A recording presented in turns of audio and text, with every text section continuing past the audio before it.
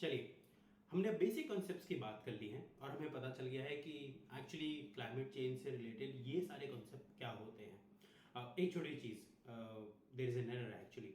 मैंने बताया कि जो धरती चारों ओर सूरज घूमती है इसकी वजह से ऋतु होती हैं। There is a correction, I apologise. It's actually the tilt. I checked it again and I realized that it's the tilt plus the rotation that creates the season. So my apologies for that. Now, अब हम बात करते हैं कि climate change actually है क्या। Now अक्सर जब भी आप क्लाइमेट चेंज की भी बात कभी भी सुनेंगे, बहुत बार हो सकता है और अक्सर लगभग 80 से 90% वक्त आपको पता चलेगा कि हम ग्लोबल वार्मिंग की बात कर रहे हैं। ग्लोबल वार्मिंग मीन्स कि पूरी धरती पर जो तापमान है, जो टेम्परेचर है, वो बढ़ता जा रहा है। नाउ आप पूछ सकते हैं कि हमें कैसे पता कि कैसे बढ़ता जा रहा है। इसके बारे में हम एक और वीडियो अलग से करेंगे। मैं आपको समझाने की कोशिश करूँगा कि हमारे पास क्या सबूत है, क्या प्रमाण है, क्या एविडेंस है कि ये एक्चुअली हो रहा है। पर अभी के लिए फिलहाल हम मान के चलते हैं कि ये हो रहा है, तो प्लीज़ तीसरी वीडियो भी देखिएगा और आपको पता चलेगा कि एक्चुअली में हमारे पास क्या प्रूफ है कि ये हो रहा है। मान के चलते भी कि ये क्लाइमेट चेंज हो रहा है एंड दैट मीन्स कि 1750 के बाद में से लेकर अब तक धरती के तापमान में बढ़ोतरी हुई है। और वो बढ़ोतरी सिर्फ एक ही कारण है उसका, वो है कि जब इंसान फॉसिल फ्यूल्स यानी कि हम जब पेट्रोल, डीजल, कैरोसिन, कोयला जब जलाते हैं तो टेक्निकली ये सारा का सारा जो हाइड्रोकार्बन है ये धरती के अंदर गड़ा होता है। हम उसे अपनी ज़रूरतों के लिए निकालते हैं और फिर उसको हम जला देते हैं और कई बार और अक्सर बहुत ही इनएफिशिएंट तरीके से हम उसको जला देते हैं। तो ये जला हुआ कार्बन डाइऑक्साइड CO2 हवा में ऊपर जाता है, गर्म हवा ऊपर जाती है। पर क्योंकि हमारा जो एटमॉस्फेयर है, जो हमारा वायुमंडल है, वो एक सीमा तक है और उसके आगे ये गर्म CO2 या फिर ये CO2 जो भी है ये ऊपर नहीं जा सकती। ये वापस जैसे ही ऊपर लेयर में पहुंचता है ठंडा होकर नीचे आ जाता है और ये धरती में ट्रैप हो जाता है वायुमंडल में। और ये लगभग 100 से 150 से लगभग 200 साल तक के बीच में हवा में रह सकता है और ये परेशानी है। पर अब हम थोड़ा सा और डिटेल में जाते हैं। तो ये जो फॉसिल फ्यूल जलाने से जो CO2 एमिशन होता है, ये सिर्फ ऐसा नहीं है कि सिर्फ एक ही गैस है। हम इन्हें बोलते हैं ग्रीन हाउस गैसेस, यानी कि वो गैसेस जिनकी वजह से हमारे एटमॉस्फेयर में, हमारे वायुमंडल में और ज़्यादा गर्मी बढ़ जाती है। नाउ ये जो ग्रीन हाउस गैसेस हैं ये इसीलिए परेशानी है बिकॉज ये green house gas effect create जो गैसें हैं green house gas effect create करती हैं। अब इसका मोटा मोटा मतलब ये है और मैं आपको एक एग्जांपल के थ्रू समझाने की कोशिश करता हूँ। मान के चलिए कि आप गाड़ी में बैठे अपनी, चारों तरफ शीशे बंद हैं, सामने भी शीशा है, पीछे भी शीशा है और सर्दियों का मौसम आ रखा है ना। बहुत हद तक मुमकिन है कि अगर जब आप अपनी गाड़ी बंद कर लें और अंदर ज़्यादा गर्मी हो जाए और बाहर ठंडी हो तो आपको अंदर बैठे हुए अच्छा लगेगा बिकॉज अंदर ऐसा टेम्परेचर है, ऐसा तापमान है जहाँ पर आपको आराम है, कंफर्टेबल है आदर ना। वो ऐसा इसलिए हो पा रहा है क्योंकि जो भी बाहर से सूरज की रोशनी अंदर आ पा रही है वो बाहर नहीं जा पा रही है, वो कैद होके रह गई है। और क्योंकि वो यहाँ पर इकट्ठा हो गई है आपकी गाड़ी के अंदर, तो उसने गाड़ी के अंदर के टेम्परेचर को बढ़ा दिया है, गर्म कर दिया, इसीलिए आपको अच्छा लगता है। ये सर्दियों में तो अच्छा लगता है ना। इसे उल्टा करते हैं हम गर्मियों में ना। अब मुझे आपको बताने की जरूरत नहीं है कि अगर गाड़ी में सर्दी में किस दिन जब बहुत धूप पड़ रही हो तो यही इफेक्ट बहुत ही नुकसानदायक और जानलेवा भी हो सकता है। वो कैसे कि वही चीज़ होगी, बाहर की गर्मी अंदर आ जाएगी पर अगर चारों तरफ से शीशे खुले हो तो बाहर निकल सकती है, पर अगर वो बंद हो तो नहीं निकल पाएगी ना। इमेजिन कि आप गर्मी वाले दिन अपनी गाड़ी में हो और किसी भी वजह से आप उससे बाहर नहीं निकल पाओ। अब उसमें क्या होगा, स्टेजेस होंगी। सबसे पहले आप अंदर रह जाओगे तो सबसे पहले आपको पसीने आने शुरू हो जाएंगे। उसके बाद एक बार जब बहुत ज़्यादा पसीने आ जाएंगे तो फिर आपका गला सूखने लग जाएगा बिकॉज आपको पानी की ज़रूरत होगी क्योंकि शरीर से इतना ज़्यादा पानी निकल चुका है।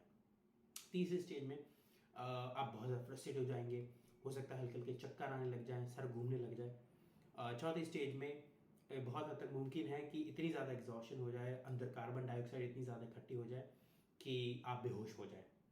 और उसके बाद भी अगर यहाँ नहीं रुका गया तो बहुत हद तक मुमकिन है कि व्यक्ति कोमा में भी जा सकता है और ऑन द स्पॉट मर भी सकता है इतनी ज़्यादा गर्मी की वजह से। हीट स्ट्रोक आ सकता है, हार्ट अटैक आ सकता है, कुछ भी हो सकता है। सो ये एग्जांपल मैं आपको इसलिए दे रहा हूँ क्योंकि आप इससे बहुत ज़्यादा रिलेट कर सकते हैं, आप इसे बहुत ज़्यादा समझ सकते हैं, क्योंकि ये हर गर्मी में होता है, कहीं ना कहीं धरती पर होता है। सॉरी। ना अब पूरे विश्व पे कुछ इसी तरीके की हालत है, और क्योंकि हमारे पास सिर्फ एक ही प्लैनेट है अर्थ, और हम उसे छोड़ के नहीं जा सकते, तो हम उस पैसेंजर की तरह हैं जो इस गाड़ी में फंसा हुआ है। जब बाहर सर्दी है तो अच्छा लगता है ये, लेकिन आपकी गाड़ी के अंदर एक लिमिट तक ही आप टेम्परेचर झेल सकते हो, बर्दाश्त कर सकते हो, और आपकी सेहत के लिए नुकसानदायक नहीं होगा। हम अब एक उस लेवल पर पहुंच चुके हैं, टेक्निकली हम उस लेवल को 1986 के पास ही, अगर मैं गलत नहीं पढ़ रहा हूँ तो हम 1986 में उस लेवल को क्रॉस कर चुके हैं, जहाँ पर तापमान इतना ज़्यादा बढ़ सकता था इन CO2 एमिशन की वजह से, हवा में इतना ज़्यादा हो गया था कि वो सेफ था। 1986 में हम उस लेवल को ऑलरेडी क्रॉस कर चुके हैं। उसके बाद जो हमारा नेक्स्ट लेवल था, जो अभी हमने रिसेंटली 2014 में क्रॉस कर दिया है, वो दूसरे स्टेज थी कि एक सेफ लेवल का जो लिमिट थी वो आपने पहले ही क्रॉस कर दिया, अब आप दूसरी स्टेज पे आ गए।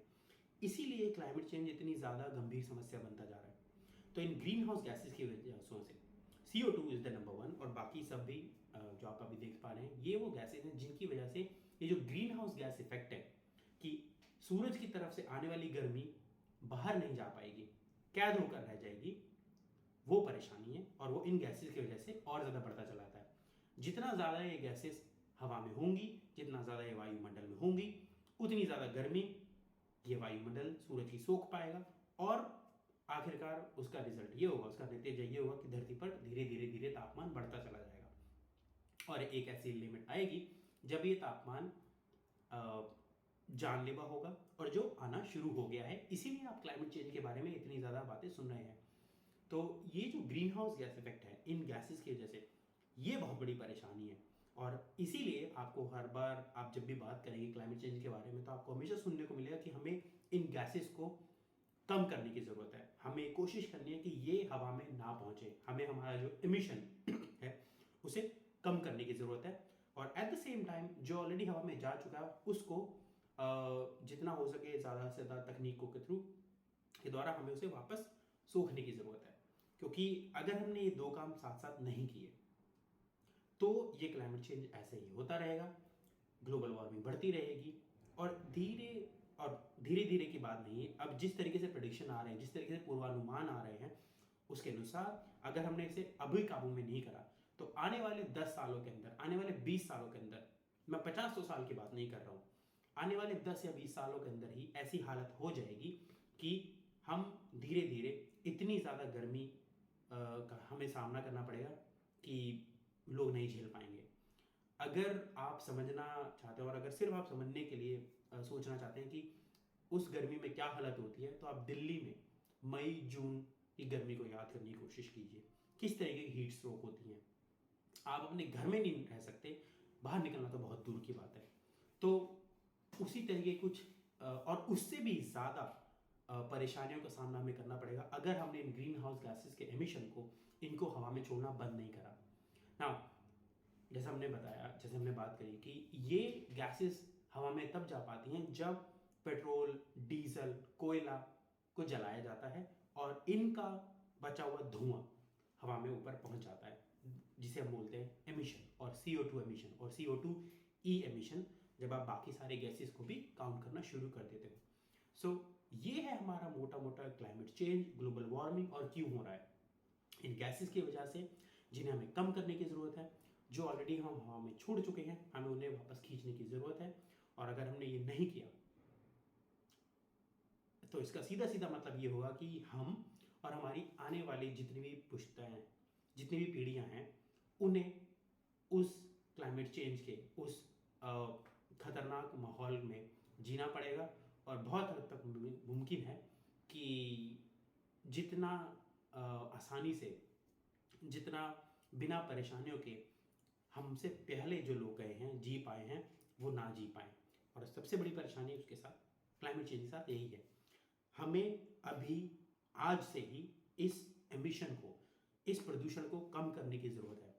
अगर हमने इसे अभी कंट्रोल करना शुरू नहीं करा और अगर हमने 5 या 10 साल के अंदर अंदर इसे नहीं किया, तो आने वाले 15 साल 10 साल के अंदर ही बहुत सारे ऐसे नेगेटिव, ऐसे नकारात्मक, ऐसे जानलेवा इफेक्ट्स होंगे इस क्लाइमेट चेंज के, जैसा धरती ने पिछले लाखों सालों में नहीं देखे हैं। उसका जो नंबर है वो ये है आपके सामने।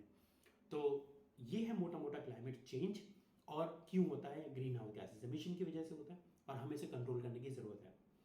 अगली वीडियो में हम देखेंगे कि हम एक्चुअली ये बात पता कैसे लगा सकते हैं कि ग्रीन हाउस गैसेस की वजह से ये ग्लोबल वार्मिंग हो रही है, क्लाइमेट चेंज एक्चुअली हो रहा है। तो नेक्स्ट वीडियो थोड़ी सी मुश्किल होगी, थोड़ा ग्राफ्स, थोड़ी मैथ्स उसमें होगी, जो मुझे कुछ खास पसंद नहीं है, पर एविडेंस के बिना हम हवा में बातें नहीं कर सकते हैं। ये ओपिनियन नहीं है, ये हमारा पर्सपेक्टिव नहीं है, ये हमारा परसेप्शन नहीं है, ये हमारे ख्याल नहीं है, ये मुंगेरी लाल के हसीन सपने नहीं हैं।